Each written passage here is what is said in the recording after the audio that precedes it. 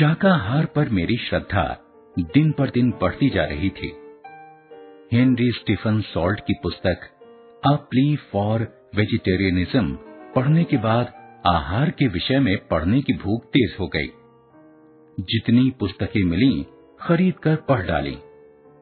Doctor एना Kingsford की the perfect way in diet नामक पुस्तक भी आकर्षक थी।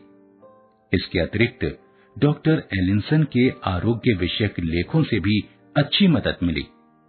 वे दवा के बजाय केवल भोजन के हेर फेर से ही रोगी को ठीक करने की पद्धति का समर्थन करते थे। डॉक्टर एलिंसन स्वयं शाकाहारी थे और रोगियों के लिए केवल शाकाहार लेने की सलाह देते थे। इन सारी पुस्तकों को पढ़ने का परिणाम यह हुआ कि मेरे जीवन में भोजन के प्रयोगों ने महत्वपूर्ण स्थान ले लिया। मेरे आहार के बारे में एक मित्र की चिंता बराबर बनी रहती थी। उन्होंने प्रेमवश यह मान लिया कि मांसाहार न करने से मैं कमजोर हो जाऊंगा। इतना ही नहीं बल्कि भोंदू रह जाऊंगा। मांसाहार न करने से अंग्रेज समाज में हिल-मिल ना सकूंगा। अतः उन्होंने मेरे सुधार का एक अंतिम प्रयत्न किया। मुझे अपने साथ थिएटर चलने का न्योता दिया। वहां जाने के पहले हॉबर्न होटल में भोजन करना था। वह होटल मेरी नजरों में महल था। सैकड़ों के बीच हम दो मित्र एक मेज पर बैठे। मित्र ने जो पहली चीज मंगवाई वह सूप थी। मैं उलझन में पड़ गया। मित्र से क्या पूछता? बैरे को पास बुलाया। मित्र समझ गए। चिढ़कर मुझसे पूछा, क्या बात है? मैंने धीरे से संकोच सहित कहा, मैं जानना चाहता हूं कि इसमें मांस तो नहीं है। यह जंगलीपन इस होटल में नहीं चल सकता। यदि अब भी तुम्हें किचकिच करनी है तो तुम बाहर जाकर किसी छोटे मोटे होटल में खा लो और वहीं मेरी बाट जोहना। मुझे इस प्रस्ताव से प्रसन्नता हुई। उठकर दूसरे होटल की खोज में निकला। पास ही एक शाकाहारी भोजनालय था, पर उस समय वह बंद हो चुका था। समझ में नहीं आया कि अब क्या करूं। मैं भूखा रहा। हम लोगों के बीच यह अंतिम प्रेम युद्ध था। हम थिएटर गए, न हमारा संबंध टूटा न कटुता आई। मुझे उनका भय दूर कर देना जरूरी मालूम हुआ। मैंने निश्चय किया कि जंगली नहीं रहूंगा, सभ्यों के तौर तरीके सीखूंगा। मैंने सभ्यता सीखने का अपनी सामर्थ्य से बाहर का और छिछला रास्ता पकड़ा। उच्च अंग्रेज समाज में फबने के विचार से मैंने आर्मी एंड नेवी स्टोर में कपड़े सिलवाए। 19 शिलिंग की कीमत उस जमाने में तो बड़ी ही समझी जाती थी। चिमनी, हैट ली और इतने से संतोष न होने पर 10 पाउंड को दिया सिलाई दिखाकर संध्याकालीन सूट बनवाया। सीधे और बादशाही दिल वाले बड़े भाई से 2 जेबों में लटकाई जाने वाली असली सोने की चेन मंगवाई।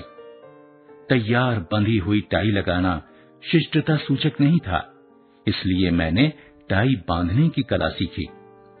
अपने देश में तो आईना हजामत के समय ही देखना पड़ता था, पर यहां तो बड़े शीशों के सामने खड़े होकर टाई ठीक से बांधने, बालों को ठीक से संवारने में रोज कोई 10 मिनट तो नष्ट हो ही जाते थे। पर इतनी टीम टाम ही काफी ना थी। केवल सभ्य पोशाक से थोड़े ही सभ्य बना जा सकता है। मैंने सभ्यता के अन्य कई बाह्य लक्षण भी जान और सीख लिए थे। सभ्य पुरुष को नाचना आना चाहिए, उसे फ्रांसीसी बोलना अच्छी तरह से आना चाहिए, साथ ही सभ्य पुरुष को लच्छेदार भाषा भी आनी चाहिए। मैंने नाचना सीख लेने का निश्चय किया। इसके लिए एक कक्षा में भर्ती हुआ। वहां एक सत्र के 3 पाउंड शुल्क के दिए। 3 सप्ताह में मैंने कोई 6 सत्र लिए होंगे। ठीक ताल पर पांव ना पड़ते थे। पियानो बजाता तो था, पर वह क्या कह रहा है यह समझ में ना आता था। सोचा वायलिन बजाना सीख लूं तो ताल सुर का पता चलने लगे। 3 पाउंड वायलिन खरीदने में खोए। और कुछ उसकी तालीम के लिए भी। भाषण कला सीखने को तीसरे उस्ताद का घर ढूंढा। उन्हें भी एक गिन्नी की भेंट तो चढ़ानी ही पड़ी। डेविड चार्ल्स बेल द्वारा लिखित भाषण कला की प्रसिद्ध पुस्तक स्टैंडर्ड एलोक्यूशनिस्ट खरीदी और उसे पढ़ना शुरू किया। इन बेल साहब ने मेरे कान में घंटी बजाई। मैं जागा, मुझे इंग्लैंड में जिंदगी कहां बितानी है। लच्छेदार भाषण सीखकर क्या होगा? नाच नाच कर मैं सभ्य कैसे बनूंगा? वायलिन तो अपने देश में भी सीखा जा सकता है। मैं तो विद्यार्थी हूं, मुझे तो विद्या धन जोड़ना चाहिए। मुझे अपने पेशे के लिए जरूरी तैयारी करनी चाहिए। मैं अपने सदाचार से सभ्य समझा जा सकूं तो ठीक है, नहीं तो मुझे यह लोभ छोड़ना चाहिए। इन्हीं विचारों की धुन में उपर्युक्त उद्गारों से पूर्ण एक पत्र मैंने भाषण शिक्षक को लिख भेजा। उनसे मैंने 2 या 3 पाठ ही लिए थे। नृत्य शिक्षक को भी वैसा ही पत्र लिख दिया। वायलिन शिक्षक के यहाँ वायलिन लेकर पहुंचा। उनसे यह बाजा जितने में बिके बेच देने का आग्रह किया। उनके साथ कुछ मित्रवत संबंध हो गया था, इसलिए उनके सामने मैंने अपने मन की बात कही। मेरे नाच आदि के जंजाल में से निकल जाने की बात उन्होंने पसंद की। सभ्य बनने की मेरी सनक कोई 3 महीने चली होगी। हाँ, पोशाक की टीम टाम तब बरसों चली, पर अब मैं विद्यार्थी बन गया था।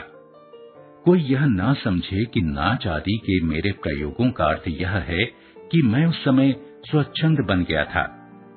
ध्यान से देखने पर पाठकों को उनमें बुद्धि विचार भी मिलेगा। इस मोह काल में भी मैं कुछ मायनों में सावधान था। पाई पाई का हिसाब रखता था और खर्च नपा तुला करता था। महीने में 15 पाउंड से अधिक खर्च नहीं करना है, यह निश्चय कर रखा था।